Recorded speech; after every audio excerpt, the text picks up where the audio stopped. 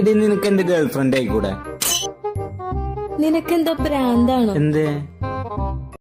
നിന്റെ സ്റ്റാൻഡേർഡ് നോക്ക്, എന്റെ സ്റ്റാൻഡേർഡ് നോക്ക്.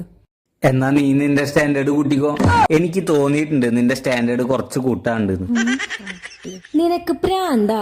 നമ്മൾ രണ്ടുപേരും ഇപ്പോഴും സ്വന്തം കാലിൽ നിൽക്കാറായിട്ടില്ല. നിനക്കും ജോലിയില്ല, എനിക്കും ജോലിയില്ല. എന്നാ നീ ജോലിക്ക് പോ, നല്ലൊരു കമ്പനിയിൽ ഇന്റർവ്യൂവിന് പോ. എനിക്ക് നിന്നെ നല്ല വിശ്വാസമുണ്ട്, നിനക്ക് നല്ലൊരു ജോലി കിട്ടും. നീ എന്തോ ഒരുമാതിരി ജോലിയുടെ കാര്യമൊക്കെ പറഞ്ഞ് നല്ലൊരു പയ്യനെ വേണ്ടാന്ന് വെക്കുന്നു. ഇനി പറ, എന്താ പ്രശ്നം? പെണ്ണുങ്ങൾ ആണുങ്ങളെ വിശ്വസിച്ച് ജീവിക്കണില്ലേ? ആണുങ്ങൾക്ക് എന്താ പെണ്ണുങ്ങളെ വിശ്വസിച്ച് ജീവിച്ചൂടെ?